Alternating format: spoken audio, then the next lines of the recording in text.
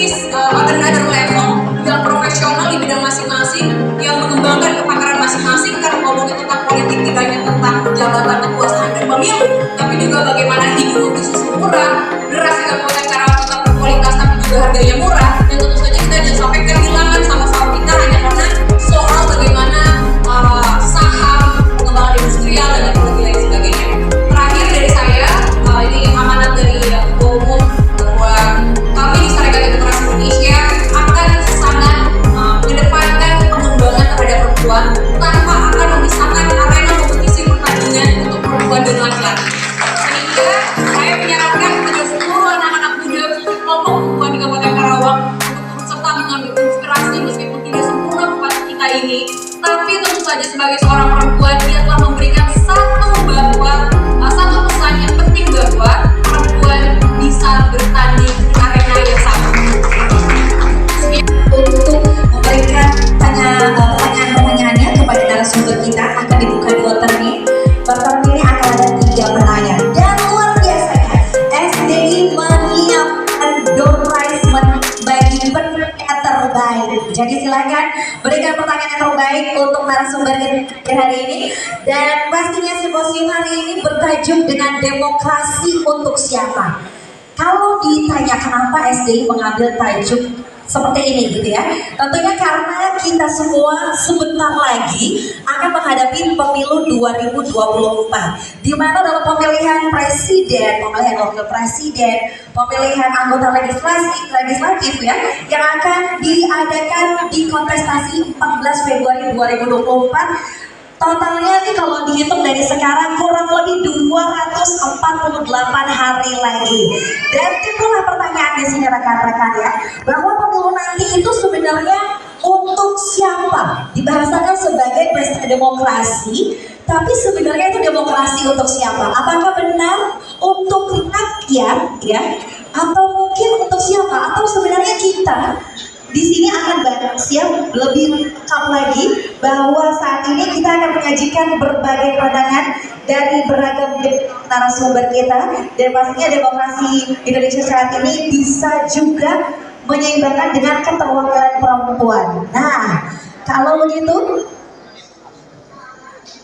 oke, kita akan beri waktu untuk teknisi selama 2 menit untuk memperbaiki kualitas soundnya. Silakan.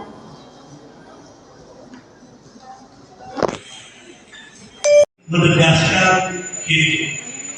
Nah, saya kayak ini bisa gini. Tadi kalau Bung Rocky mengatakan ini proses pemilu ya, Mbak Titi juga sering menyampaikan, ini pemilu 2024 ini untuk sampai ke sebuah kepastian bahwa pemilu itu akan jadi, ini berliku sekali jalannya. Berbeda dengan pemilu misalnya. Kenapa harus memerintah negara untuk menghukum itu? Tapi bagaimana? Nah, kita perbandingkan dengan bagaimana dengan kasus dengan pencurian yang lahir juga sebelum agama lahir, Bang. Ya kalau dia LGBT, nah, dia dihukum karena dia mencuri, bukan karena dia LGBT. Tapi kan LGBT juga sebuah konteks topik aja. Iya. Itu Dari agama kebijakan itu. Ya udah sudah jawab udah betul. Apa salah? Tapi kan LGBT kan sama-sama pencurian itu kan sama-sama lahir sebelum agama lahir, dan Hukum itu mengatakan barang siapa. Jelas. Masa hukum mau periksa dulu di LGBT apa bukan? Gila lu.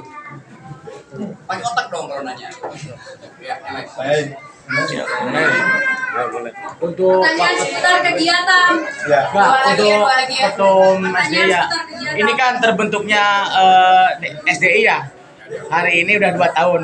Ke depan akan membuat satu partai atau tidak?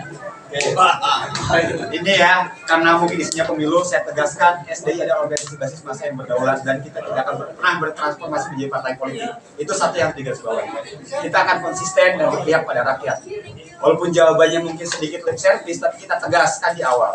Kita organisasi basis massa dan tidak akan pernah bertransformasi pada partai politik. Justru partai politik yang sekarang harus bertransformasi itu, bukan SDI.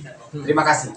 Terus ada rencana ke depannya untuk SDI setelah ini? setelah ini kan pembahasan masalah tentang pemilu ya. Kedepannya rencana apa lagi? Kita bakal jadi sparring partner buat seluruh Pemda di tingkat kabupaten kota dalam pemilu, terutama anak muda. Jadi kita pasti akan meluaskan, kita punya 7 wilayah, terus 12 kabupaten kota yang siap kita datangi dengan pengurus-pengurus yang akan berkembang. Kita akan jadi sparring partner sebagai agenda-agenda intelektual mengawal pemilu, terutama tentang demokrasi serta program-program di daerah. Advokasi semua fungsinya, bukan punya tujuan jadi partai hanya warna merah. Jadi warna merah juga warna darah gitu, bukan warna partai. Memaknai kapal perang dan kapal dagang seperti apa? Oke, Ya, tadi jadi saya- begini. Sekarang kan karena badan hukum kita adalah perkumpulan dan organisasi massa tuh kan lebih banyak gitu apa yang di beberapa tempat, mungkin bukan di Indonesia, itu digunakan untuk kemudian jualan. Nah, kita tegaskan di awal bahwa kita tidak akan melakukan itu. Pun transaksi kita ada transaksi gagasan dan intelektual. Selebihnya ya kita semua bersama. Di SDI kepemimpinan itu kita maknai secara kolektif kolegial. Pun saya sebagai ketua umum gitu, kita punya tim tersendiri yang terkonsolidasi.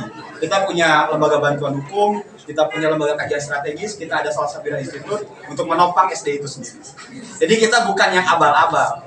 Makanya baru 2 tahun kemudian lah kita muncul. Karena di tahun pertama kita fokus pada legalitas, tahun kedua di awal kita fokus pada konsolidasi di tingkat akar rumput, dan juga kita mempersiapkan teman-teman yang hari ini dilantik. Itu selebihnya sih saya rasa bisa dikunjungi di website ataupun di informasi SDI itu sendiri. Itu tadi saya belum. Coba saya balik pertanyaannya. Kenapa saudara mencurigai setiap kali ada anak muda bikin LSM yang biasanya edukasi, lalu saudara akan jadi partai apa enggak? Kenapa saudara nggak balik? Partai-partai itu akan jadi SDI apa enggak? Partai-partai itu. Cara smart untuk bertanya, itu kan pertanyaan standar tuh. Ini pertanyaan yang sama Anda akan tanyakan juga di Tempat yang lain. Coba di wartawan itu, di wartawan SDI. SDI artinya selalu dengan intelek. Ada satu lagi. Terakhir ya. Terakhir ya. Pak, terakhir, Pak. Pandangannya soal pemilu dengan terbuka, Pak. Tanggapan, pandangan apa? Demokrasi. Mbak Titi lakukan riset bahwa soalnya bukan tertutup atau terbuka, kulturnya tertutup atau terbuka. Kan itu masalahnya kan. Itu soal teknik aja. Jadi nggak ada soal. Kalau partai itu dipercaya oleh publik, mau tertutup mau terbuka, orang anggap apa yang diputuskan partai itu pasti bermanfaat buat rakyat pemilihnya. Memang konstitusi kita bilang pemain politik pemilu itu adalah partai, kan itu intinya tuh. Tetapi di atasnya ada kedaulatan rakyat, kan dasarnya itu kan. Jadi filosofi tertinggi kedaulatan rakyat tuh. Jadi jangan anggap kalau pemilunya partai maka partai yang menentukan tertutup terbuka deh. Kita prinsip kedaulatan rakyat paling bagus terbuka sebetulnya. Tetapi itu pun nggak ada soal kalau tertutup kita anggap bahwa partai itu udah fit and proper dengan kedaulatan rakyat. Sekarang partai menganggap bahwa dia mewakili kedaulatan rakyat, padahal dia mewakili kedaulatan oligarki, itu yang kita benci. Ini yang sama aja hasilnya. Kualitas pemilunya, produk di parlemen sama. Jadi tidak ada kemunduran demokrasi walaupun itu terbuka atau tertutup, Bang, ya? Ya, you barusan rumuskan itu apa nanya lagi? Oke ya. Oke, baik, terima kasih. Terima kasih. Ya.